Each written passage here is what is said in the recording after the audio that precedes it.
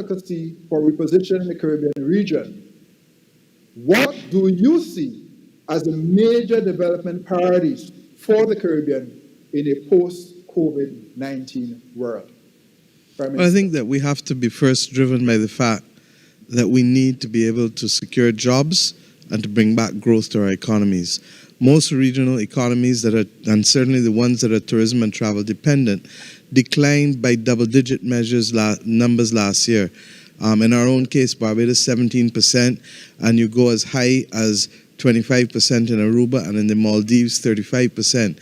So that you get a clear sense that what we saw was potentially a generational decline in real terms.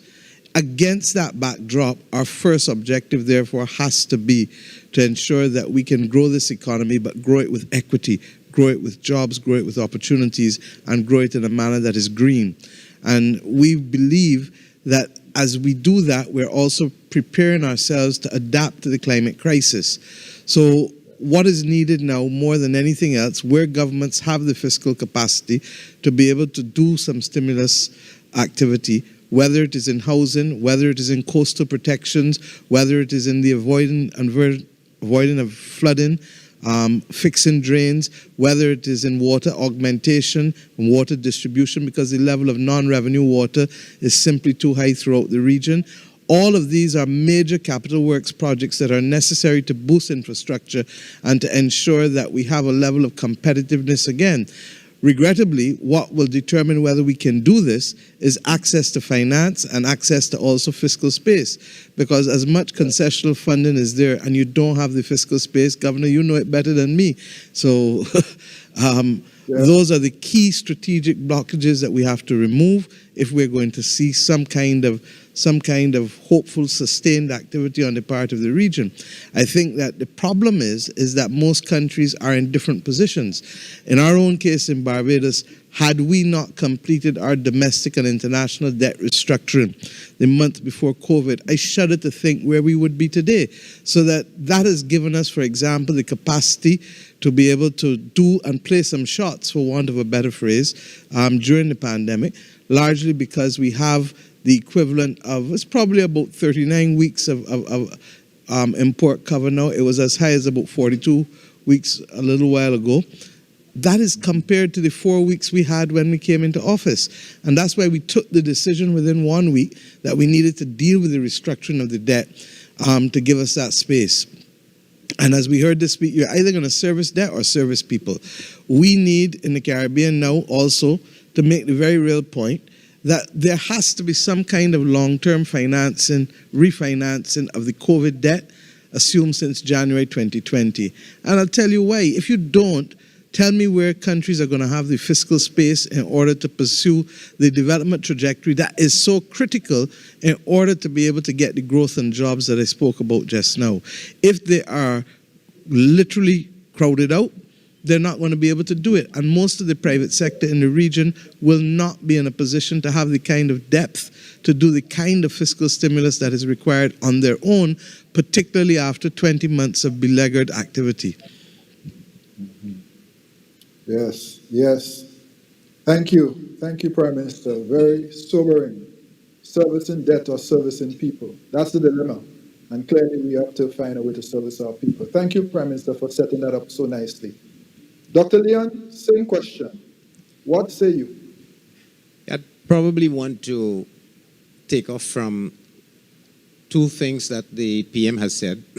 One is that we will not be able to get to the trajectory that is needed for our long-term survival.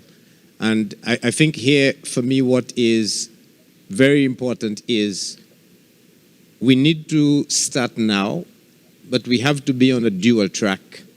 The first track of what do we do to recover in what we can call the beginning of the recovery from COVID. I don't want to use post-COVID, but at the same time putting in place the important foundations from which we will be able to reposition ourselves for this longer-term growth trajectory that the Prime Minister has very eloquently said. And I think for me, the real point is it's based on building resilience. And I say that to say I think the only way you can have sustained development, I don't want to use economic growth, sustained development is if you have resilience. And that's if you have resilience in the social sphere, to include education, health, the cultural mindset to change us to a position where we begin to see things differently. Resilience in our institutions so that we can get past the implementation deficit that we bemoan so often. Implementation in our productive capacity, get us out of the strictures of economic concentration to one of more economic diversification, strictures of finance. The PM has already said without finance we cannot go anywhere. How do you build resilience in finance? And equally, we have resilience in the environment. And I think we are all seized with the climate aspects. And so how do we put those together, I think, is through the one keyword of innovation. Yeah. And we have to be thinking innovation in each of those buckets while we address the immediate, urgent needs that the Prime Minister has talked about, so that we can genuinely have hope in terms of getting to this longer-term growth trajectory that we are talking about. Right, right. Thank you, Dr. Leon. So already you are seeing a convergence here. Prime Minister spoke about green growth, resilient growth, inclusive growth, which means jobs, and of course, the need for building resilience, including infrastructure. And Prime Minister Mottley, as you spoke, I remember something you've said in the past, which is it takes cash to care. Yep. And I think that is precisely the point you were making earlier when you spoke about the dilemma that we seem to find ourselves in, where we are trying to service them and also servicing our people, and the necessity to find a way to deal with COVID-19 debts. Here in the ECCU, for example, over $1 billion additional debt was incurred last year as a result of COVID, and with a contraction of 17.17%. So the points are very well made. I want to stick with you, Dr. Leon, on this next question. So I know the Caribbean Development Bank is placing increased emphasis on a more holistic approach to development financing for our region. Help us understand the key elements of this approach and how you see it addressing the financing needs of our region. Dr. Leon. Yeah, thanks for that, Tim. I think we can simply recognize that in the very same way we've talked about this holistic approach to development, you have to approach the financing aspect equally in a holistic way. And I raised this to make the point that we have to distinguish the stock problem we have, which is our debt overhang, whereby almost all of our countries are essentially in a debt unsustainable situation, and to distinguish that from the flow of new financing that will be required, if anything, to get us to the sort of development goals that we articulated in the previous question. And if we think of it from that perspective, then I think what we can do is to classify this first from the debt side. What is the appropriate instrument to manage debt service, which is more of a liquidity type of instrument, to the type of instrument you need for managing amortization of debt, which will include the entire gamut, as the PM has said on a number of occasions, whether it is debt forgiveness, or debt restructuring, or reprofiling, or even debt transformation. Let's take the case of, say, debt for equity type of swaps. So that's one type of financing issue that we need to be concerned about. And the second element on the flow, which is now the new financing. I think there we need to be looking at what are the instruments that will facilitate the recovery that we are talking about starting now, and the instruments that we need to stay on track on at the same time with regard to the longer term financing. And no one instrument will manage all of those tools. And so when I say a holistic approach, what we are really talking here is we need to see buckets of need, specificities of particular instruments for individual elements of that entire line of financing, and tackle those in the specific way that you will get the most of the instruments in question. And so I think that will span instruments to do with insurance, instruments to do with liquidity, instruments to do with long-term finance, and we could essentially see them as, in the case of not the stock but the flow, what instruments we need for immediate rescue, as we are doing now, what instruments we need for recovery, and what instruments we need for long-term. And so I can sort of anchor this by saying, for example, the immediate liquidity on the rescue would be things like the debt service relief that we've had from whether it's the fund or the bank. On the recovery, it would include things like our own policy-based loans, where we are giving, whether it's for exogenous shocks or other immediate needs. And the longer-term finance could be partly PBLs, but more maybe things like crowding in private sector financing to allow you low-cost financing of your longer-term development needs. But we'd need the entire slew of instruments to tackle the problem that we are facing. Yeah. Right. Thank you, Dr. Leon. We started to dive into this now in a very profound way, both by what you've said so far and what Prime Minister has said. And this is the challenge. How are we going to finance the development of this region going forward, given where we are right now? Prime Minister, let me ask you this question. Several of our small and vulnerable economies in the region are experiencing precisely this challenge, accessing financing for crisis-related expenditure, but also for resilient financing, building up resilience in our economies. How can we address the acute lack of access to concessional financing, which is absolutely critical for the development needs of our region? Okay. I'm glad that you asked that question, Governor, because, you know, very often people want to know what's the connection with all these things that you're all doing regionally and internationally with how people living on the street and how people trying to find jobs in our country. You heard me just now speak about the absolute need for governments to be able to lead the fiscal stimulus, and the real problem that we're going to have, which we have to watch, is the fact that we have a large accumulation of savings still, but we don't have the appropriate instruments to be able to ensure that those savings can help us in financing much of the stimulus that we were just talking about. And that bothers me.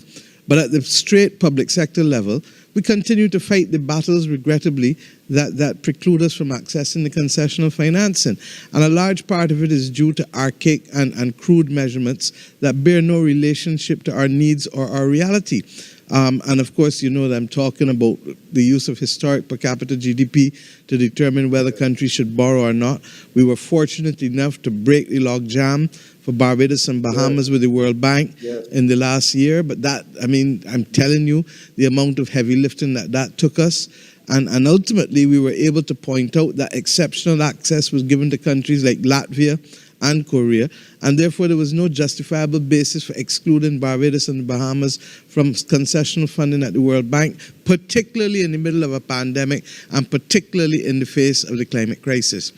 In addition to that, we have to be able, in our own circumstances, to recognize that there are some structural issues that have caused people to have concern, and we can't avoid it.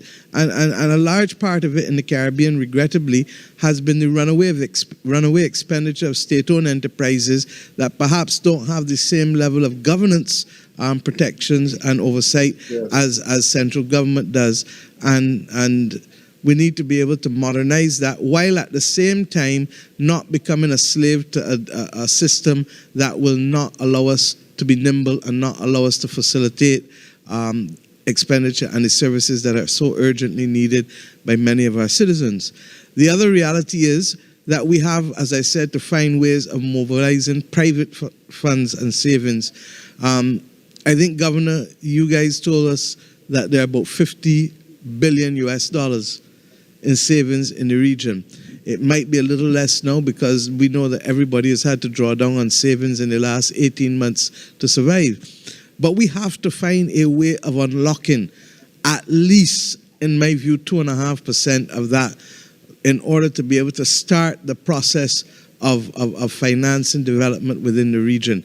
The difficulty is that there's a lot of nervousness because people are not sure whether existing governments will have to do further reprofiling or restructuring of debt, and therefore they wonder what their position will be in that context.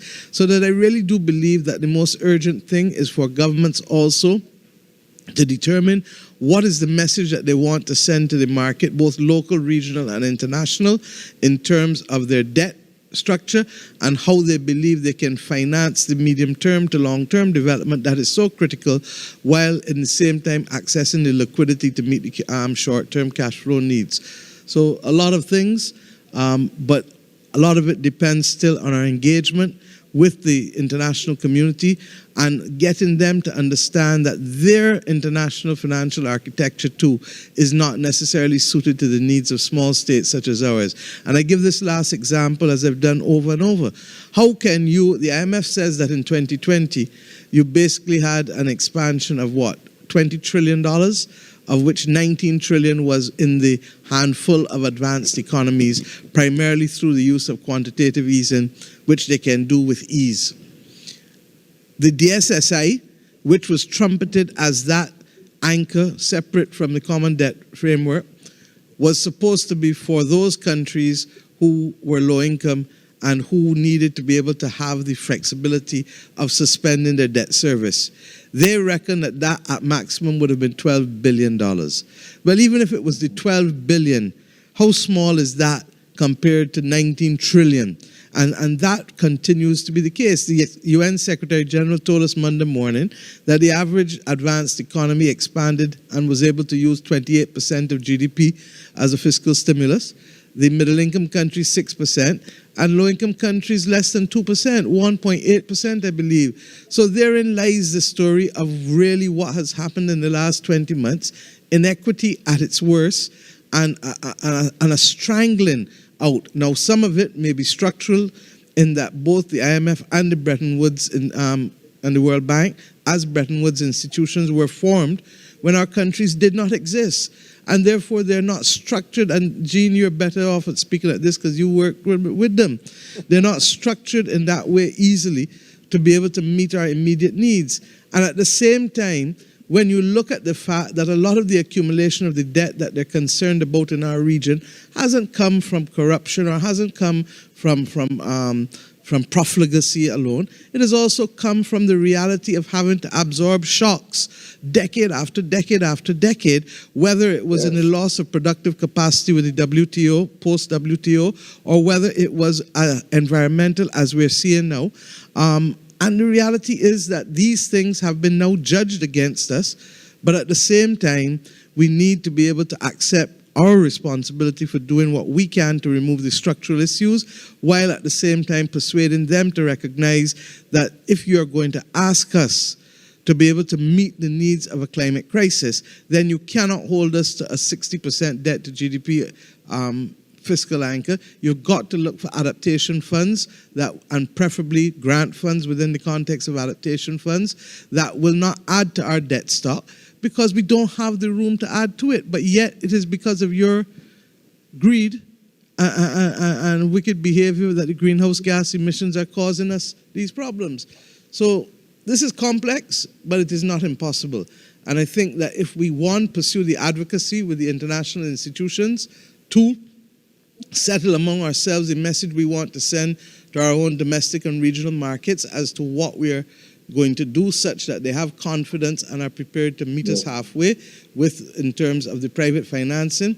And three, start to look after the international agenda with respect to adaptation funds, because the truth is that the majority of our public sector expenditure going forward is going to have to be to adapt to the climate crisis, because it looks as though the world will not stop at 1.5 degrees, and we know what happens post 1.5 degrees. It means that we are going to have to take a lot of preventive and adaptive action in order to protect our citizens and our infrastructure.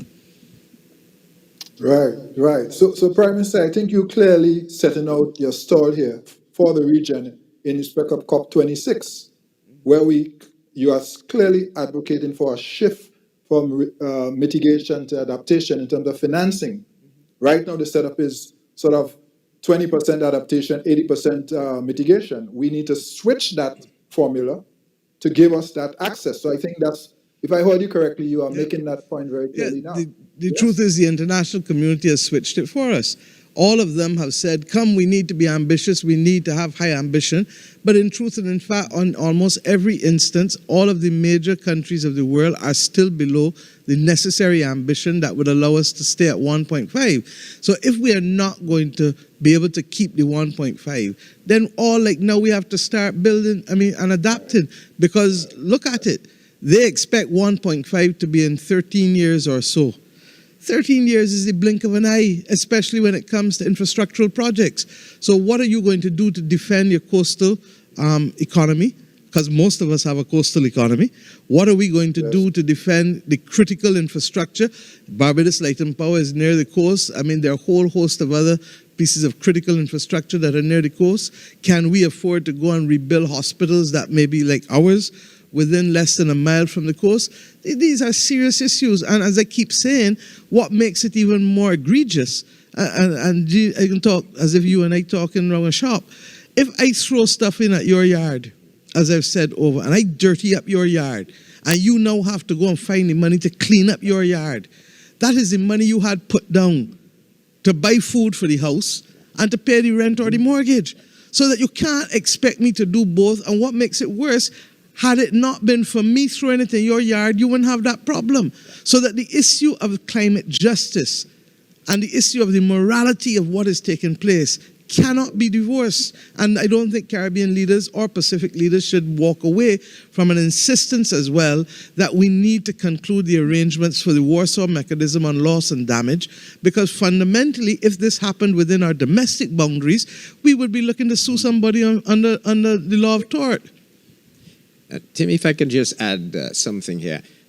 Yes. I think it will be important to unpack the current reality when we start thinking how we use measures. So we talk about the 60% debt to GDP, but I think it's equally clear, those of us who have lived, for example, through hurricanes, that a lot of that debt is maybe simply the money that you are borrowing to rebuild after a hurricane goes by.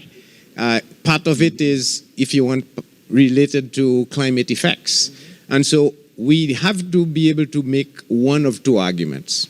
Either that the 60% is not the appropriate definition to use in countries that have high vulnerability, or we need to unpack. We need to unpack the current debt to GDP ratios by partialing out those elements that are not out of our doing, as it were, the policy-induced errors or failures. Leave those aside, because we can take responsibility for those. But those we are not responsible for, you should be able to unpack those so that you could genuinely say the relevant, effective debt to GDP ratio that you should be accountable for is much, much less than what it is now. And so I think that's a definitional, unpacking, attributing type of concept we should be pushing a little more. Absolutely. And the point that I want to make, as we do that, we need to, so if it is green debt, put the green debt one side. If it is COVID debt, as I said, put that one side. And let's go back. I'm not going to tire saying it. The British government in the last century understood that it could not service its debt incurred during the war to fight the war, while at the same time going to borrow new money to reconstruct Britain after the war. And therefore, it put its wartime debt into perpetuity so that they were not crowded out in being able to access funds. When we say we need a Marshall Plan for the region, and I see that my brother and the president of Ghana is making the same point for Africa, what he is saying and what we are saying is this. Look, and I call it the C's, the consequences of colonialism. We became independent and there was no development package left for us, but we had to deal with the absolute misery of persons who needed housing, education, healthcare, etc. And that has been a multi-generational fight. Similarly, we've had to fight the climate crisis now. We've had to fight the COVID. We've had to fight chronic non-communicable diseases that has caused healthcare to be the largest growing category of expenditure, public expenditure in all of our countries in the last few decades. And in that, I include water, because water is a consequence also of the climate crisis, the absence of the groundwater and the aging of the infrastructure, which of course was built when Britain had an empire and France had an empire, and all we got is countries. So they could finance that infrastructure because of what they were extracting from our countries. So believe you me, we are going to lose more money in the climate crisis than the developed world believes that we are entitled in the next decade for development funding. Now, you can't tell me that we are talking about $5-6 billion for a region that potentially can lose that in 3 or 4 climatic events across 5 or 6 countries. And that is my difficulty with what we're doing. Similarly, Africa is making the same point, that they too feel that the extraction of wealth from their countries over the years left them with a development deficit at the point of independence. They too are complaining that because of the way how the world is structured, and that's why I've asked UNCTAD to start the work on looking at what can be safe assets in our part of the world, because there is no way 2 countries with the same credit rating like Ghana and Greece should be borrowing at excessively different interest rates, largely because one belongs to the European Union that has some safe assets. And what makes all of this even more ludicrous? Who is it that helps keep their safe assets and gives them the reserve status? What do we purchase? Who purchases? All the talk when done, it is us keeping them alive to our own peril. So we have to change the discussion. We absolutely must. We absolutely must. So, Prime Minister, just a couple of things. I mean, is there going to be an extension for access for Barbados and the Bahamas, for example? I know this is something you fought very hard for. Is there any sense that there will be some extension of that access beyond this year? I suspect so. I mean, there's been no absolute clarity. Look, when the letters were written last year, they told us that the exceptional access was for the COVID-19 pandemic. Of course, when I wrote back, I said, thank you for the access for COVID-19 pandemic and the climate crisis, because I don't know how you can separate the two. And that is the basis upon which our discussions have been going with the World Bank. I think that there's a sensitivity to these issues. There is a reluctance to settle on a multidimensional vulnerability index, and everybody is saying, oh, everybody is going in different directions and this and that. But I do believe that there is a recognition that vulnerability is one of the most important criteria that we will need to assess in determining whether countries should access funding. And you're hearing it from the UN Secretary General, you're hearing it from the IMF Managing Director, Kristalina Georgieva, who really has tried her best, I believe, and continues to be that voice for the developing world and bringing some level of balance with what we've been getting. So I'm not sure that we'll get the index. We've been fighting for it for 3 decades. But we'll continue to fight. But if we can at least get recognition of the criteria, that's one step in the right direction. And I keep saying, let us claim ground and then move again. And if we can claim ground on vulnerability as an important criteria to be assessed, then we'll move ground towards the index eventually. But what we do accept is that simply the use of GDP, and I think the UN Secretary General makes this point over and over. At the end of the day, when you cut down trees, that's a boost in GDP because of how you spend, but is that sustainable development? Which is the point I think Gene was making in his opening remarks to us. So we really have to be in the vanguard in the same way that previously Caribbean economists were in the vanguard in the late 50s and 60s and 70s of development policy. We need to be in the vanguard of what kind of measurements that we use. And I'll give you 2 more examples of the crude and crass measurements that are used that perhaps reflect more an ease of doing business for the people who use them rather than a commitment to assessing accurately the reality of countries. When this pandemic started, they told us that those countries that had a certain, below a certain level of maternal mortality would get grant finance or concessional finance for therapeutics and PPE. So all like Barbados and Bahamas and others, again, would be outside because, of course, we are now being penalized for being faithful to the development project of being able to sustain our social criteria and our people. Similarly, this notion of blacklisting with the Financial Action Task Force, you would know better than me, Governor, that a large part of it came as a result of the redefinition of money supply from M2 to M3, and all of a sudden a bunch of countries you didn't expect to be doing X, Y, or Z are in a different weight category, being judged by different criteria, and all of a sudden now found negligent and being put on a list, when in truth and in fact, it was simply the different use of the definition for money supply that would have caused and precipitated that kind of activity, not anything on our part. So I really feel that we have to continue our advocacy in the international community. You cannot be absent, because if you're absent, they're going to make judgments about you and try to impose one-size-fits-all prescriptions that cannot allow us or do not give us the policy space or the fiscal space to do the things that we have to do to make life better for our citizens and to grow our economy in an inclusive and green way. Governor, if I can. Thank you. Yes. Gina, I want to, before you come in, I want you to comment on the private sector financing. So maybe you could add that to your response. Okay. Last year, for green bonds issuance, $270 billion in green bond issuance. And as far as I know, none of that came to the Caribbean.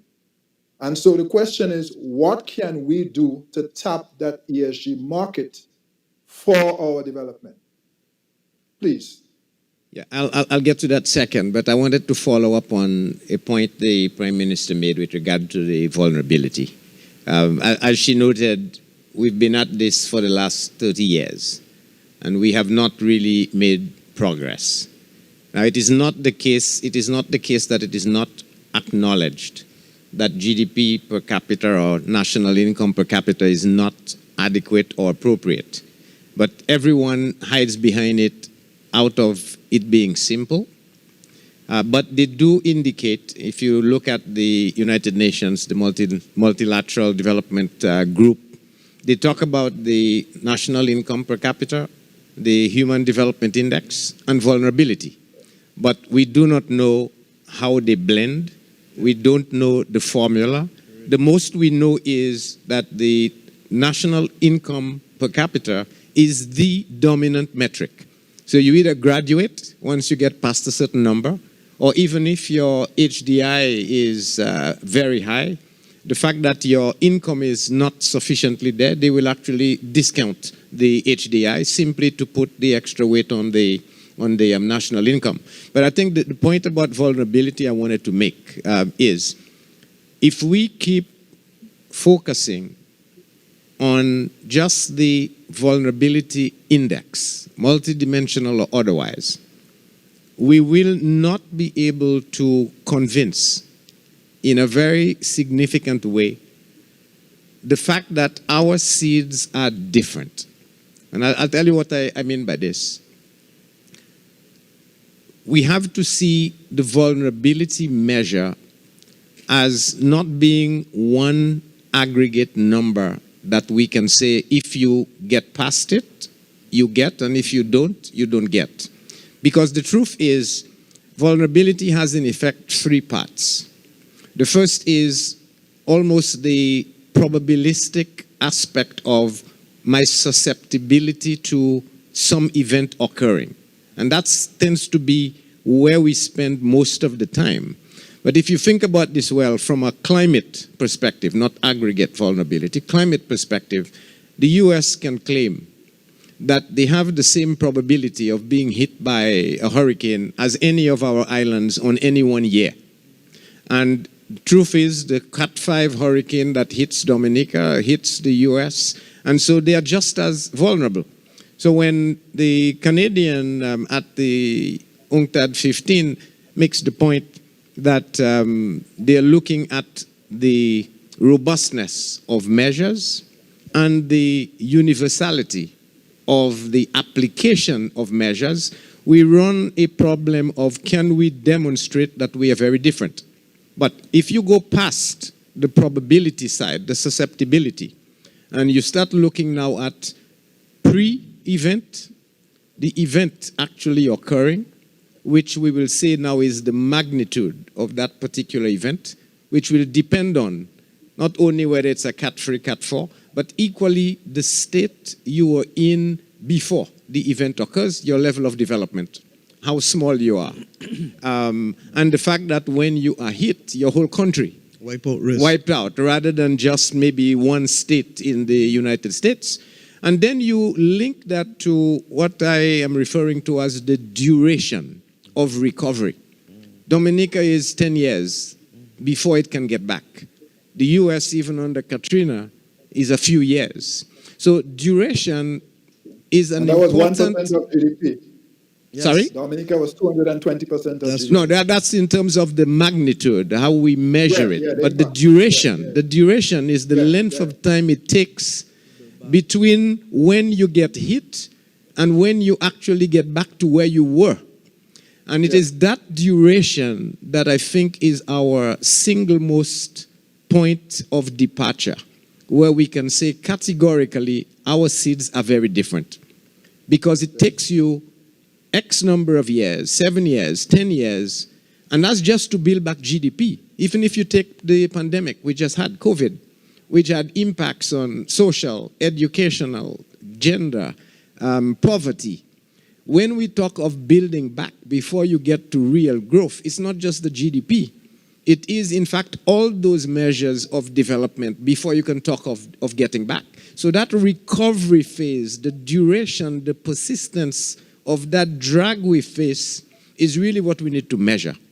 And if we can measure that, Prime Minister and Governor, I think we may be in a position to say that there is need for an adjustment to this per capita GDP, which is more in the nature of a compensating variation.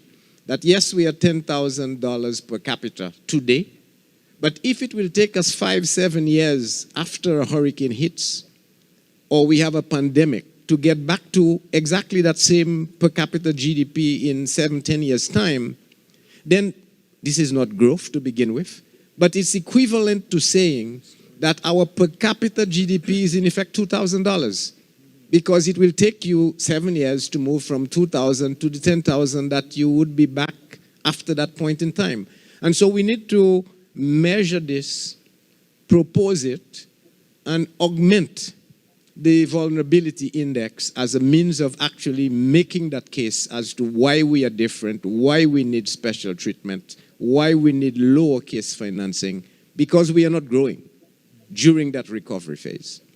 And if I can get to the question you pose, Governor.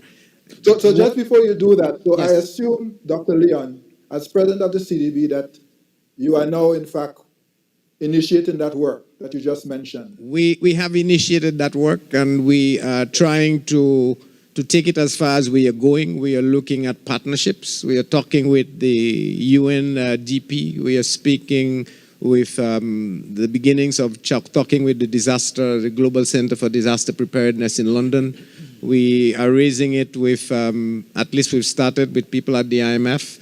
But it is that recognition that you need to unpack, as it were, this vulnerability into its three dimensions and highlight the fact that where we really fall short is on the question of duration, that recovery phase. And that is really our biggest hurdle, and what distinguishes us from, in my mind at least, and climate is very clear, from a developed country, large country like a US, and us in the backyard of the US facing exactly the same susceptibility. And if I can go on to the point you made of the ESG, I think I want to start by noting, Tim, that we are in fact speaking in terms of our development agenda, ESG. It is already there. When I say a holistic approach to development that talks of the environment, talks about the social, talks about the governance, all of those in resilience measures are things we have to do. Now, I think our problem is we have not maybe gotten to the point where we have enough awareness. As, for example, you'd see blanketing in the waves in the US, where people want to be socially responsive, by wanting to have stocks in ESG related criteria. We would need to step that up in terms of awareness. But equally, we need to accept that our development agenda needs to be inclusive. And the moment we start doing this, then I think we will start utilizing all our efforts into projecting this as a necessity. So, for example, now at the CDB, we have the climate vulnerability impact assessment. So that takes part of that into account. We have your economic, social impact analysis, which takes that into account. We need to add on that a governance assessment. If you can do those and mainstream then you could say almost every project you are involved in, whether it's a pure project or a policy-based loan, we should have those elements in there. So that as we build the capital markets in the region and people start now getting into stocks that are going to be based on those development areas, then in principle, you will actually get that awareness and start getting people that would now be able to tap into the very ESG market that we are talking about. I think one of the key things, Governor, is that we need to be able to embark regionally, and I've tried to start it here in Barbados, a serious project on financial literacy. We are not going to move $50 billion US in domestic savings that are getting next to nothing in terms of interest rates unless people feel confident about being able to understand and interpret how they can invest and where else they can invest. Now, the truth is that I should also have included earlier when you asked me about the development opportunities. And when you say post-COVID, the truth is that we believe that COVID is a marathon. And it's not really going to be anything called post-COVID. It's going to be along with COVID. And the other areas, of course, are digitization and also the creative economy, that we're going to have to leverage the ability to reach the rest of the world in order to be able to earn in those two areas. And I'm not sure that we've done that sufficiently. So I think we have some work to do on financial literacy in order to be able to improve the appetite of our citizens to participate in risk in terms of the types of investments that they undertake. But at the same time, I think we need to expand the pool of opportunities from just simply infrastructure, green infrastructure, but also start looking at how we can do far more with digitization as well as the development of software, etc. And then, of course, there's the issue of food security, and there's the issue, which I now talk about, nutritional security, because of the problem with the chronic NCDs. Cheap food that is bad food is no good food. And then, of course, as I said, the creative economy. So there are multiple things that we need to walk and hold hands doing. And I feel that there really needs to be far more functional cooperation in the region than currently exists. And that's one of the things that the revised Treaty of Chaguaramas was set up to be able to facilitate. At the very time when we have the ease of communication, instantaneous communication, we have seen less functional cooperation. And I think that that is regrettable, especially since in almost every instance, each one of our countries is underpopulated. Yes, indeed. So Prime Minister, you on this question of mobilizing domestic savings, the actual experience we've seen in the ECCU in the last year is actually that deposits in the banking system actually increased. So while we would have thought, and we have been monitoring liquidity very carefully in this period for obvious reasons, perhaps because some people were unable to travel, we actually saw an increase in deposits, meaning that liquidity actually, excess liquidity is even higher, as counterintuitive as that may sound, which basically strengthens your point that we now need to mobilize some of these resources. I think you said 2.5%. At least. Or 50 billion to get us moving. And while I agree with you on financial literacy, and by the way, globally, only 1 in 3 persons are financially literate. 1 in 3, which means 2/3 of us are not. But while we are doing that financial literacy program, I keep reminding colleagues that our people are investing in cryptocurrencies. So we're worried about them harming themselves, and for good reason. But people are taking more risk than perhaps we even realize.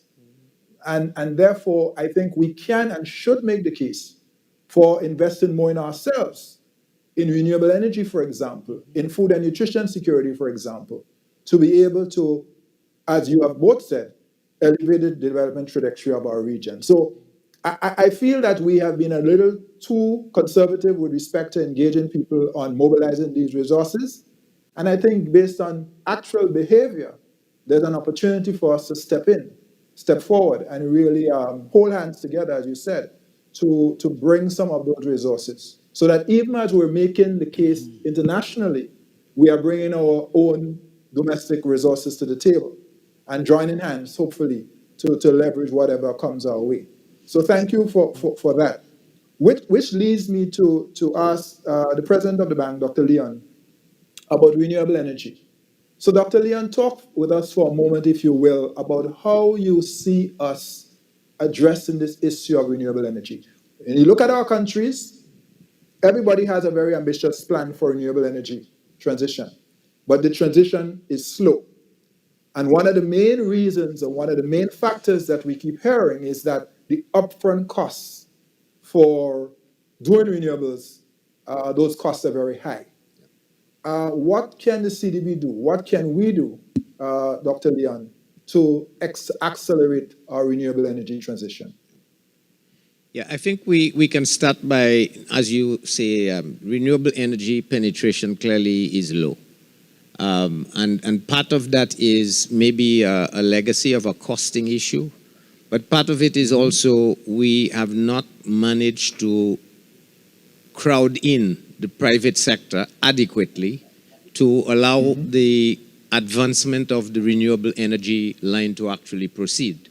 And there are a number of ways, one can begin to look at this. One of which, for example, is something has happened in the OECS that you're aware of in the geothermal line, whereby you have interest subsidies that can help, or for that matter, partial guarantees that can be used to help smaller MSMEs embrace renewable energies. But all of those things are ultimately costly. I think what we need really is to crowd in the private sector. And you did mention that we have 40, 50 billion, as it were, of resources. The question in my mind really is, how do you get the private sector to want to engage at a reasonably low return to allow the advancement, whether it is renewable energies or in terms of climate, your green bonds, for example, or even in the creative industries in the orange space. All of those are just colors, but ultimately they are all trying to do the same thing.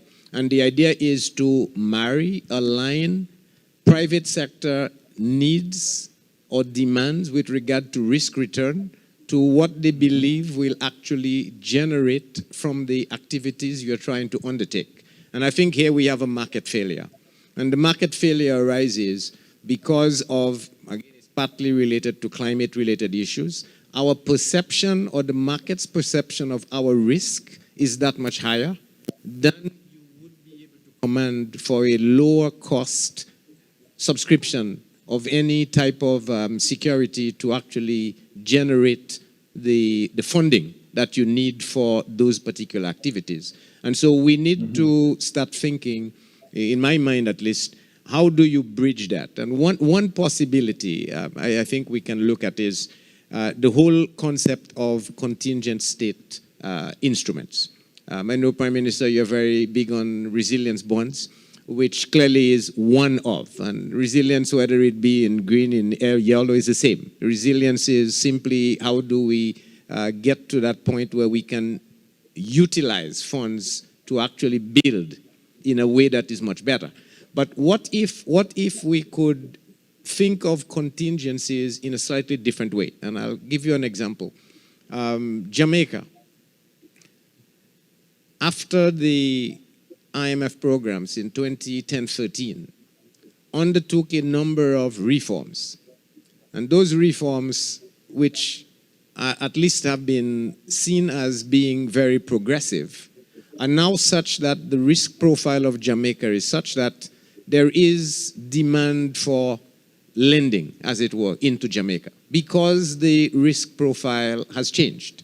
So I want to start from there by asking, is there a way that we can reduce that risk profile of our countries, and whether we target that into renewables, as you are asking, or in climate, or in creative industries, is there a way we can actually do this? And I think we can, if we can recognize the interactions that we talked about. For example, we need good governance. We do need to reduce our implementation deficit. We do need to have say, strong social frameworks to allow us, whether it's security or otherwise, to say you have a holistic economy that is actually good. What if we could call all of those reforms? And is there a way we could think of pricing those reforms such that we could say, if we were to implement those reforms, then in a sense, the risk profile of the country, that space would be reduced. Now, if you could do this, but of course you need the funds to actually start you, is there a way we could get the private sector, whether it is domestic, regional private sector, or international private sector, to recognize that if you undertake reforms, but undertake reforms in an ex-ante way, you can actually benefit from lower cost. So again, to anchor this in the following sense, I'm going to borrow, again because I need a lot of money, 200 million to do a renewable energy project. I do know I need the plumbing, the infrastructure of whether it's the governance or the other elements to make this continue in a very good way. Supposing I bundle that, let's say through joint co-financing with a CDB, and then we argue that you will undertake some implementation, some governance elements as part of your policy. But the rate at which you would have contracted that 200 million is 8%. And supposing you agree to tranche it, because it's going to be rolled out, you tranche it in amounts of, say, 50 million. Then after the first 50 million, you start to pay. You're paying at 8%. But because you have actually undertaken and delivered on a particular reform, your rate will be reduced from 8 to 7% ex post. So that your debt service, when you start to pay, is not going to be the 8, which was before, but say 7% at that particular point. And at each tranche, you can actually benefit from engaging, implementing that particular reform. You can, by extension, engineer a particular 200 million project that was initially measured at 8%, but end up being repaid at 4 or 5%, and you end up with a win-win situation whereby you incentivize, whether it's the government or the private sector, to actually deliver on results, and you reward that result by a lower cost of capital, which is now commensurate with the reduction in risk. So these are some of the things I think we can start thinking about. I mean, I'm sort of talking this day, it's not yet fully clear in my mind. But if we could explore those, and we can get now our private capital markets to understand how that risk is being reduced through the implementation of a holistic approach to development, we may very well be able to build that market, engineer lower cost financing that we need, and at the same time target those particular funds in the necessary direction that we want to go to generate this overall development that we are talking about. I quite understand it. In fact, the truth is Professor Passad has been working with us on the whole issue of GDP-linked bonds going forward, because we recognize that if we can give the market the assurance that there are certain targets that you can meet, whether those are GDP-induced or whether those are induced in the way that you just described with the reduction of risk by taking governance reforms or other things, it is a recognition that the market will reward you for going in the right direction. Right. But I also wonder about the extent to which we need to push harder across the region to do what Grenada and Barbados has done with the natural disaster bonds. And the reality is that as a lawyer, I find it difficult to understand why more people are not accepting it, because the one thing that those natural disaster bonds do is to provide certainty. Certainty as to what happens if X, Y, Z happens in terms of an event. And that way the lender knows what his condition is and the borrower knows what the condition is. You get, in our case, 2 years flexibility by having that fiscal space for 2 years, by back-ending the interest, and by having a moratorium on the principal. And it makes absolute sense. I'm hoping that the Inter-American Development Bank will take it up. But, Mr. President, I'm hoping that the Caribbean Development Bank will also take it up, because it gives you certainty rather than wondering, will this country be able to service this debt after this particular climatic event? And it is that very uncertainty that pushes up the price of capital. So why don't we have the clause, reduce that as one of the risks, and upfront give us the benefit of the the reduction of risk upfront in the cost of the capital, while at the same time giving us incentives, as you've just referred to, that we can work towards, or as I said, with GDP-linked bonds, if our GDP continues to grow, this is what happens to the interest rate. If it falls, whatever. So I hope that we can be innovative. I think that we've been talking too long, and it's a question. And I know that COVID really has affected the regional work agenda. Swear to God. We had hoped to see far more work on the growth and resilience bonds, and also on the stabilizing of the Regional Development Fund. Because in a single market, as we know, you have winners and losers. And if we don't stabilize the Regional Development Fund at this very time when many of the LDCs need access to capital, they're going to start to pull away from the success of the potential success of the project of the CSME. And we don't want that.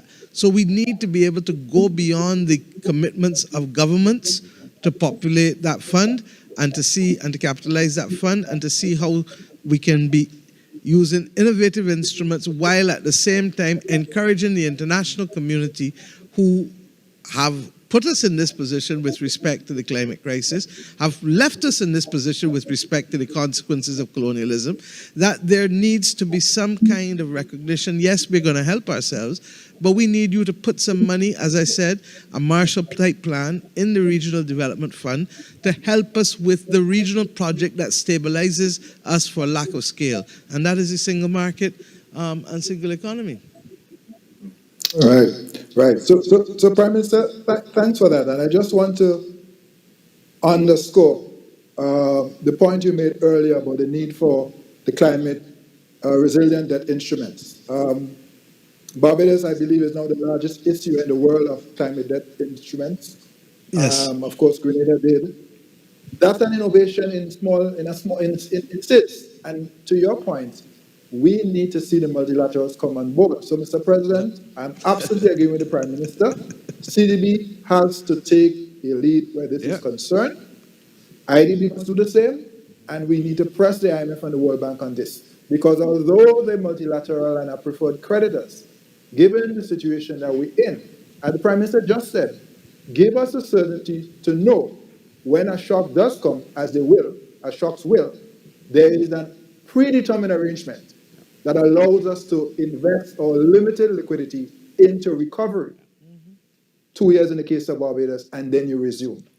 And the only exception I would make, if I may, is for the short-term debt instruments. So your treasury bill, your 90 days, your 365. I would exclude those. But beyond that, I think those need to be in play.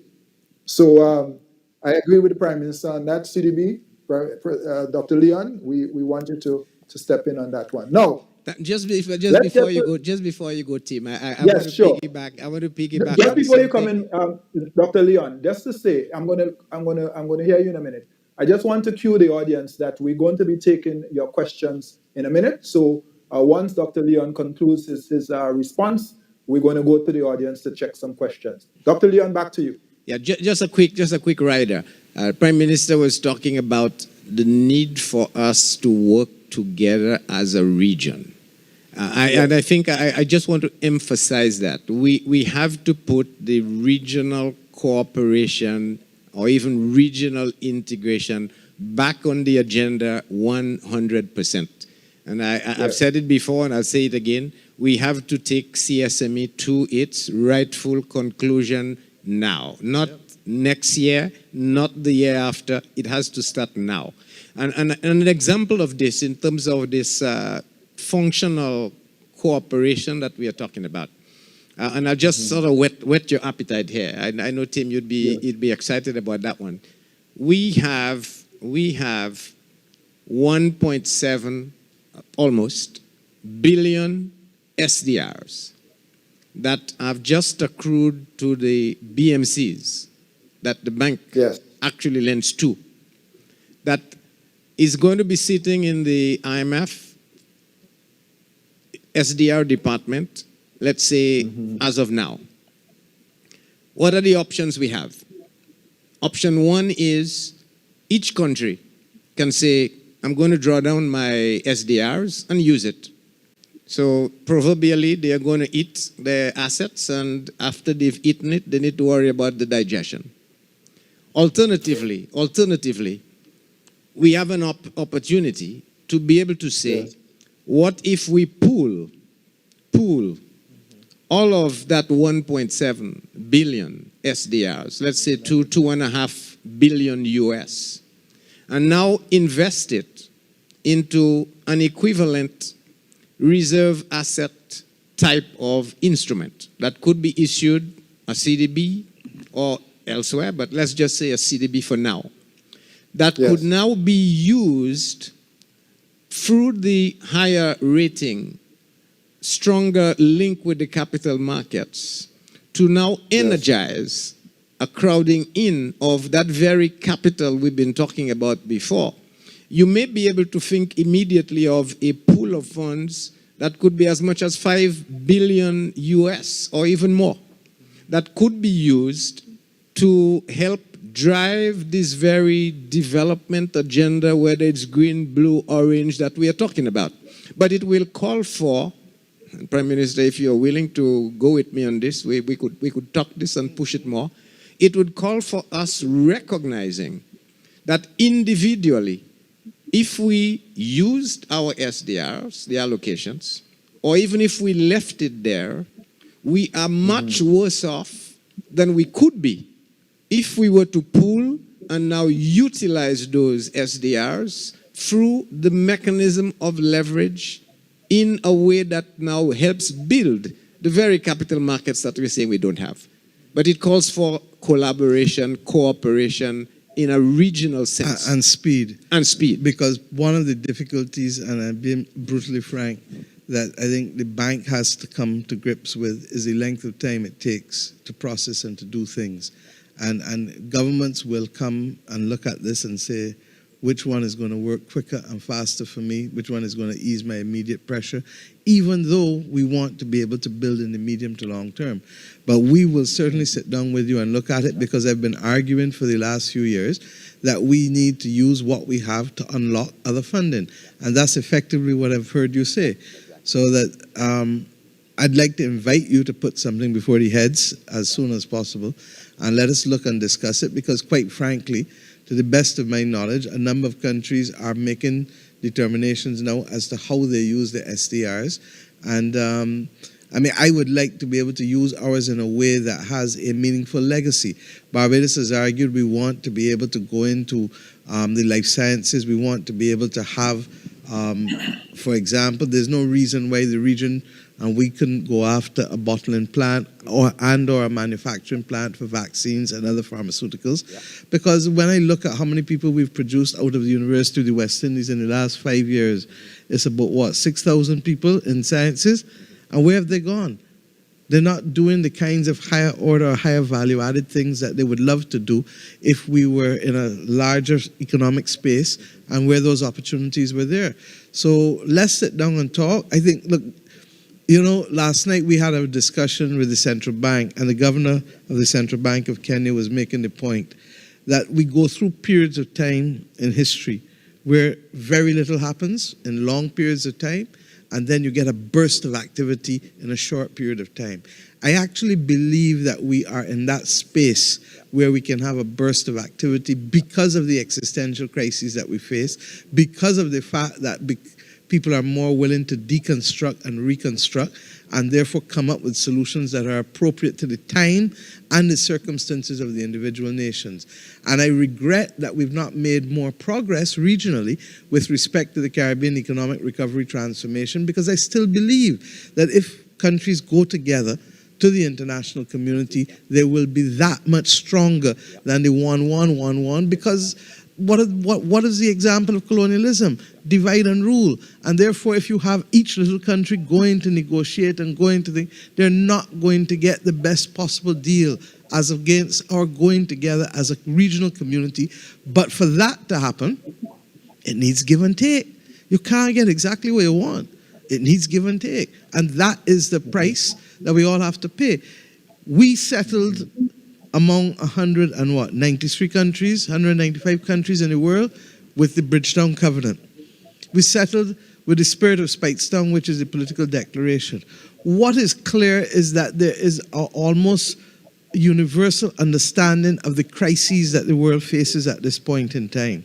There is an overwhelming consensus, but not unanimous, as to what the solutions are. I keep saying, let us work with who is there and let us build on that. And that is why the Coalition of the Willing continues to be the operative mechanism for me and for all of us as we go forward. And the rest will come or they don't come. But what we can't do is to stand in one spot waiting for everybody, because the pursuit of perfection, as we know, is the obstacle to progress. Yes, absolutely. So, Prime Minister, I just thank you for that.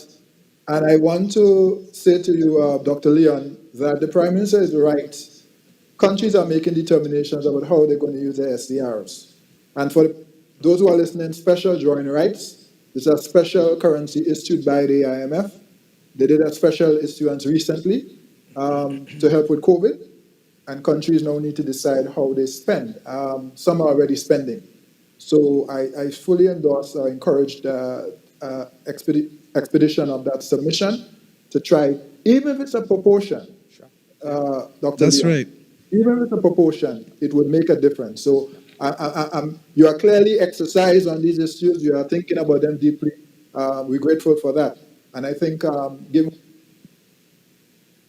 for us to perhaps move quickly, but something will have to come in short order. If not, I fear most of those funds will not be used for any legacy, but for debt, the repayment of the same COVID debt. Yeah. And that would be double tragedy, if I may say. Now, let's take two quick questions. I'll commit to that. Right, thank you. I think that's a key takeaway from our discussion, our conversation. So will we. We'll look at a portion. Good, very good. Thank you. So here's a question. Can we use a funding facility through the CDB with funds for investment provided by our respective national insurance systems with a respectable rate of interest? Can we create a funding vehicle through the CDB, leveraging Social Security funds, and deliver an acceptable rate of interest? Well, certainly the Social Security funds need additional opportunities to diversify the risk. So I would hope so. The President needs to tell us whether the bank is prepared to find an instrument that will give them the confidence, and quite frankly, also a mechanism that will deliver to countries quickly, as I said, because, for example, we've had to recapitalize our Social Security fund because of the extent to which it was drawn down last year, both on the unemployment side in particular, but also the fact that it was receiving reduced income, obviously because of the high unemployment. And then for many years, the National Insurance Fund of Barbados was precluded from being able to invest outside, largely because the last government used it to finance its domestic activities here. We're trying to get back to a more balanced position that has a more diversified portfolio, and therefore it is something that we're more than prepared to discuss. Yeah, Tim, I think the short answer to that has to be yes. I think the question really is, what's the instrument? and how do you go about exercising it? Because CDB has been in the market borrowing funds overseas to supplement its own funding through, say, the sovereigns, that the shareholders. And so in principle, there is no difference between borrowing outside versus borrowing from within the region. I think really when you say a reasonable interest rate, I'm not sure what that translates to. Devil is in the detail. But no, let's agree. Let's agree. I think that this is part of what we need to do. How do we create instruments? How do we crowd in our own local, regional capital markets as a means of providing the financing we need to be able to drive that development agenda that we talked about? Right, good. Here's another question. So the reference is to NCDs, and Prime Minister Mottley spoke about that earlier. The reality is that almost 8 in 10 deaths, 80% of all deaths in our region are NCD related. The chronics, diabetes, hypertension, heart disease, and so on. And the question is, can we direct some of our development financing to re-educate our population on preventative health care, essentially to move away from the ultra-processed foods and to drive local agriculture and healthier diets? The issue, Prime Minister, you mentioned earlier, the nutrition security. Because I suppose the questioner is really pointing to the fact that it is costing us significantly, both in terms of lives as well as the public finances, to have to treat these illnesses. And we obviously spending significant sums which we do not have, and we are losing people in their prime, and which is, of course, a drag on the economy in and of itself. Is there anything we can do in that regard? Absolutely. I mean, look, COVID lays bare everything. And that's why, look who's most at risk in COVID. Unvaccinated persons with serious comorbidities, invariably the chronic NCDs. And that's why the region is having a time of its life now. We have to have a multifaceted approach to it. We have to do public education and sensitization from as early as primary school. We need to be doing it with pregnant mothers and to get back into the communities and to train pregnant mothers before they have the children, what kind of habits you want to be able to inculcate in your children. I see the cameraman giving me a thumbs up for that. We have to be able to also make sure that those people who are already suffering from the chronic NCDs, the diabetes, the hypertension, etc., that we don't leave them to their own devices. And what do I mean by that? I've insisted in the last 18 months, and we did it not through the polyclinic system, which has its own public health and community outreach, but I've insisted that the Queen Elizabeth Hospital now, which is a tertiary institution, that they too recognize that they need a series of a number of community nurses. And in this instance, we've gone for 40 community nurses. And when you look at the numbers, they should ultimately be able to handle over a 2-week period about 50 patients, which means that we want to get the 2,000 most seriously ill patients with diabetes or hypertension or heart problems or whatever, and go to them in the community. Because believe you me, and I canvass, and anybody who is in people's houses canvassing and mixing with people know that, first of all, the level of compliance with medication is not necessarily the highest. Secondly, the level of compliance with what you should be eating is not necessarily what it should be. And it's not that you can cheat out sometimes, but you need somebody behind you all the time telling you to walk the straight path so that we can have a higher degree of compliance and so that we can reduce the number of sick persons attending the hospital. And I feel that it was an investment exceptionally well worth it, because if I can then reduce the pressure at the hospital by them going into the communities as outpatient representatives of the hospital. That is separate from the polyclinic public health outreach work, which must still continue. So that's why I said that there has to be a multifaceted approach. We've taken far too long on this issue of labeling, but I accept the difficulty, and it's largely because our import food bill is too high. So if we import it, we can't tell people what to put on the labels, and if our market is too small, they ain't putting it on for us alone. So therein lies another problem. And then we go to the race to the bottom, largely because every country is interested in what is cheapest, but what is cheapest may not necessarily be what is most effective, because in the long run, it's putting our people in the hospital. So the level of salt that they're taking in processed foods, I maintain anything in a tin, something got to be in there to keep it fresh. Something got to be in there to make it capable of me being able to eat it. And I use my own experience and my own difficulties in managing weight to recognize that it is whenever I have come off of processed foods that you begin to see the difference. Once you start to eat healthy, once you start to eat small, healthy, and regular, you see the difference. The problem is what is affordable. Now, we also forget, too, that previous generations didn't only rely on one job to live. And there's a sense in which the post-independence culture of the Caribbean has been consumed with the culture of contentment, such that we forget that we have an obligation first to ourselves and our family in order to be able to do something too. So nothing wrong with your hands, grow a little food in the backyard. Nothing wrong with your children's hands or feet, let them carry out the stock again, whether it's black belly sheep, whether it's dealing with chickens, whether it's dealing with pigs, whatever it is. We have to recognize that we have to get back to taking some level of responsibility for ourselves, our family, our community, while at the same time working with the government to be able to do these larger things that will facilitate the public education, the support services, both in the primary healthcare system, but also in the tertiary healthcare system. I just want to add one quick bit on this. Sure.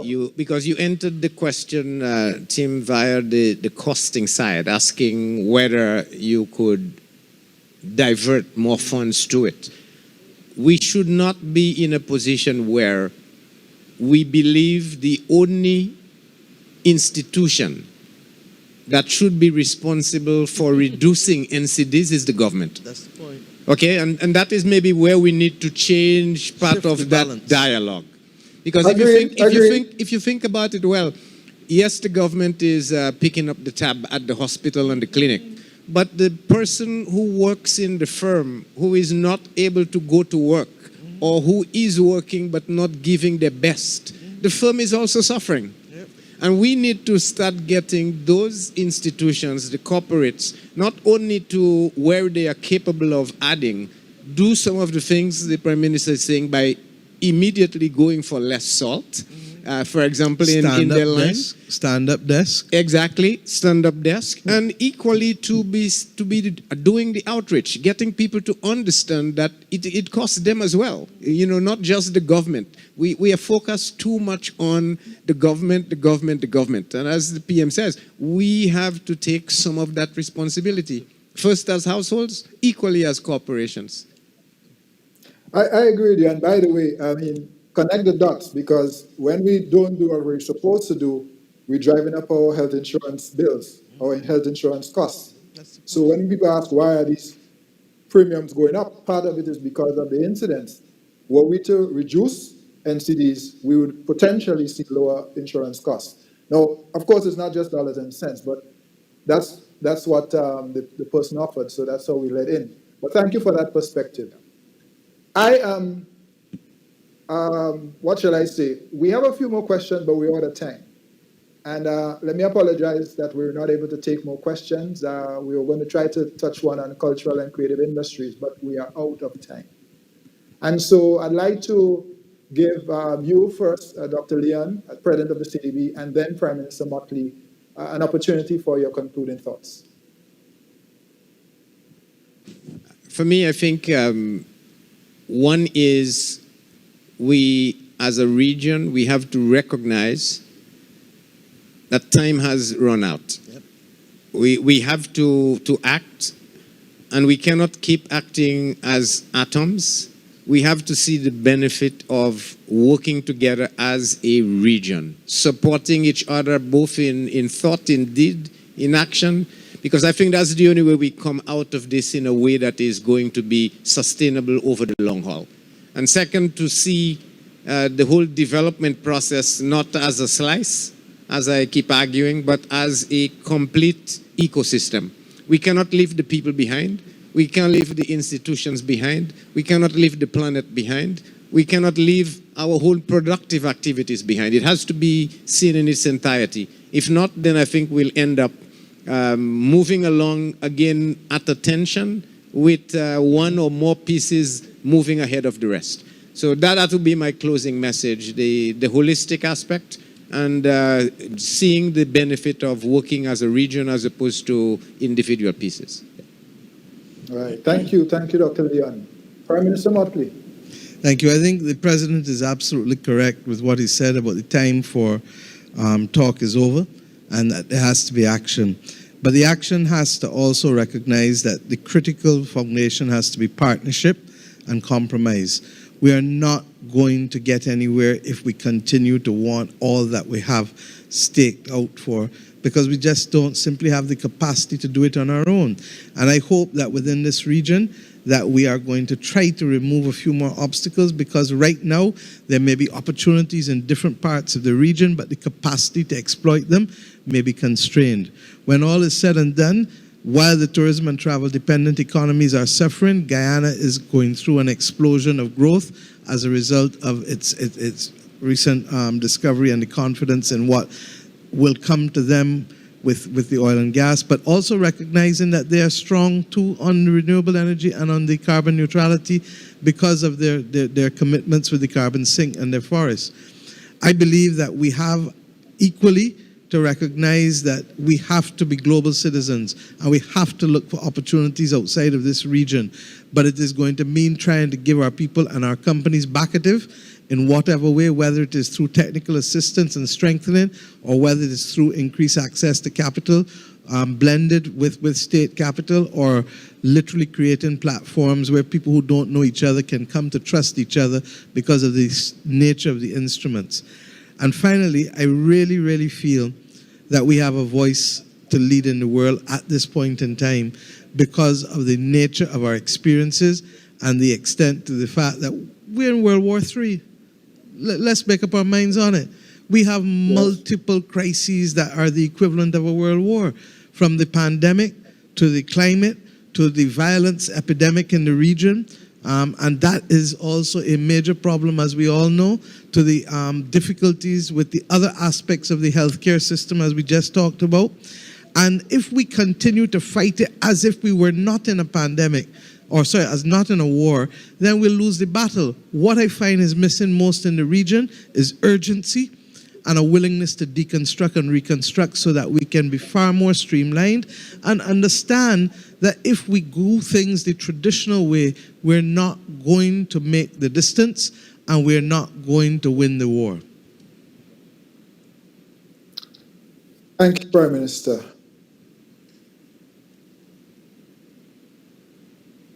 Wonderful night.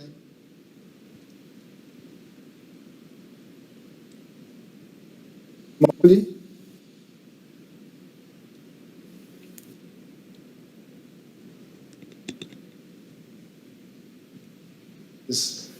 Yes, we have issues, but there are opportunities.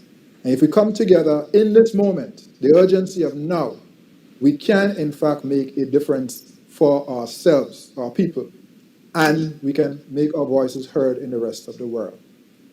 I heard as well the fact that we must demand that the system make justice. And so we will be taking those messages to the IMF World Bank meetings and COP26.